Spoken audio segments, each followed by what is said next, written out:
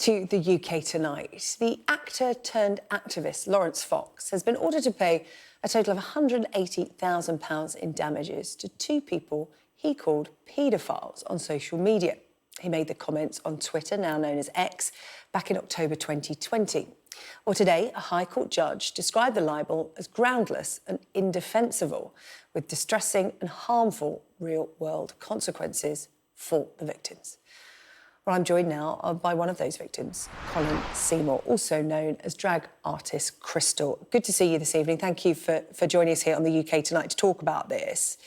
The judge's comments reflected that this doesn't necessarily serve as a punishment to Laurence Fox, this amount of money, but more a recognition of what you went through. What does this money represent to you?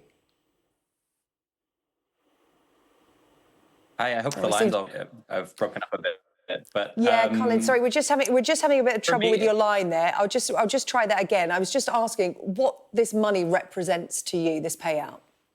Yes, well, you know, for me, it's vindication is really the word, and that's the word that came up throughout the judgment as well. It felt very good to see my experiences reflected in the written judgment today, which, you know, recognized the difficulty this has been, the stress this has put us under, and the real abuse that we've suffered over the last 3 years. So, I'm obviously happy with the result, but I think the real feeling is vindication right now.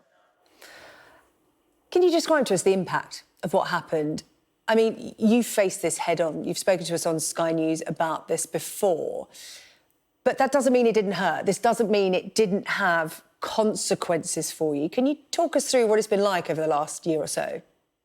Well, I think that the consequences have been felt by the entire community, and what we've seen over the last 3 years is a real shift in the kind of rhetoric that's become acceptable when discussing queer people. And we've moved from it being the most shocking thing you can imagine, calling a gay man a pedophile on X, to that being somehow commonplace. You know, the rhetoric around being called groomers, it's really taken hold over the last few years. And I think Laurence Fox is a huge part of that. You know, even today I posted a summary of the judgment on X, and someone was calling me a danger to children under that post. So, you know,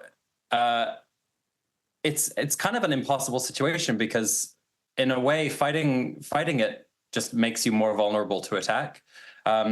I feel very fortunate that I was in a position where I could fight it, and I hope that it emboldens other people to fight these defamatory slurs as well. You were libelled alongside the former Stonewall trustee Simon Blake, and that's the thing about social media, isn't it? People may not remember how all of this started, and I even had to remind myself because it was quite bizarre. It took place on Twitter, now known as X, and it started as an exchange about a decision by a supermarket to mark Black History Month. How on earth did it get to this point? I know, it's really bizarre, isn't it? I criticized Laurence Fox for something that I thought was a racist thing that he had done, and this was his retaliation. And, you know, I did not want this to go to court. I didn't want to be here 3.5 years later still talking about this. He could have made it go away very early on by retracting what he said, and offering a real and meaningful apology, and he refused to do that. And that's why we're here. That's why it had to go through the court case. He sued me as well for calling him a racist, which was found to not be defamatory, because essentially you can't defame someone who's already been defamed themselves by their own actions.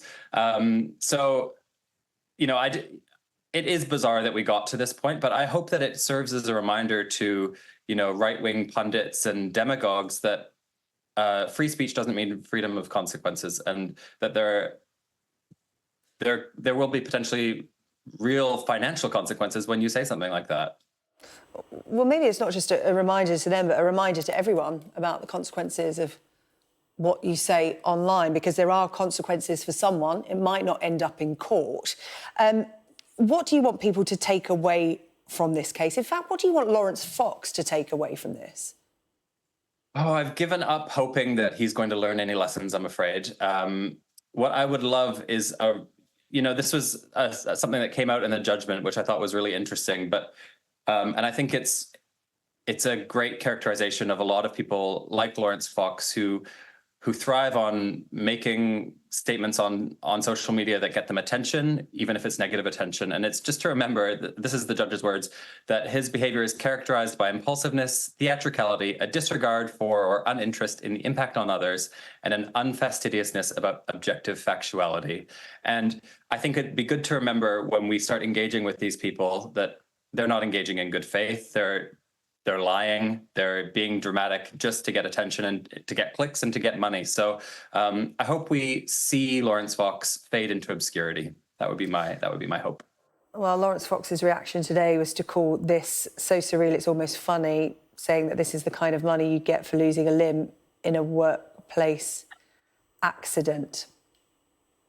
Well, I think that goes back to what I was saying about theatricality and some